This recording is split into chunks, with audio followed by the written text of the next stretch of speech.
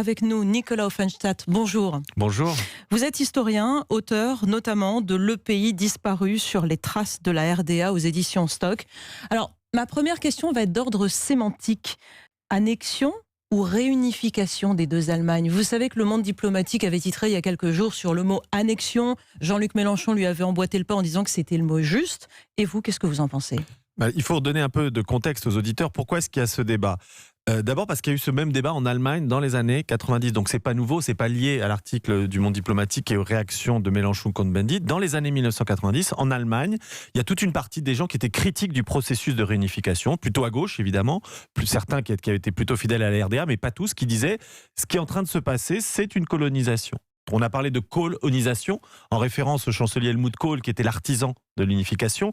On a parlé d'Anschluss, donc annexion. Donc vous voyez, c'est un débat qui n'est pas neuf. Si vous vous basez sur les élections, les premières élections dites libres en mars 1990, dans ce qui était toujours la RDA, il est clair que les Allemands de l'Est ont voté à majorité pour les partisans d'une unification rapide. Maintenant, si on regarde le processus après, il faut bien constater que l'ensemble des institutions de l'Allemagne de l'Est ont disparu et ont été absorbées. On parle même d'une république avalée. Et il y a l'aspect politique, mais il y a aussi l'aspect économique. Économiquement et socialement, ça a été d'une violence inouïe pour les ex-Allemands de l'Est. Mais oui, l'Allemagne de l'Est, évidemment, c'était une dictature qui était une dictature de surveillance policière, on le sait bien, mais c'est aussi une dictature protectrice d'une certaine manière, puisque le droit au travail était garanti, donc pas de chômage. La protection sociale était généralisée, la santé, la culture étaient à moindre coût gratuites. Donc les gens sont passés de ce monde-là à tout d'un coup la précarité, le chômage. C'est pas seulement une rupture économique, c'est aussi évidemment votre monde social qui s'effondre. Donc c'est effectivement ce qui s'est passé dans les années 90.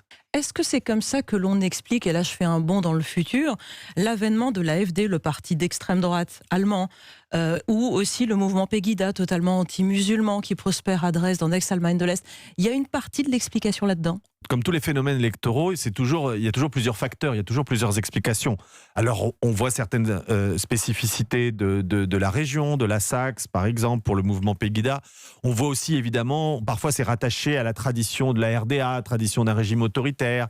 C'est évidemment lié aussi aux crises récentes des migrants en Allemagne. Donc il y a plein d'explications. Mais moi je pense qu'effectivement, les années 90 jouent un rôle très important. Il y a eu un véritable ressentiment. Il y a aussi cette idée d'avoir été en quelque sorte toujours dominé et avalé par l'Ouest, qui peut-être effectivement joue un rôle. Plus les gens de l'Est se sentent des citoyens de seconde classe, plus ils votent pour l'AfD et l'extrême droite.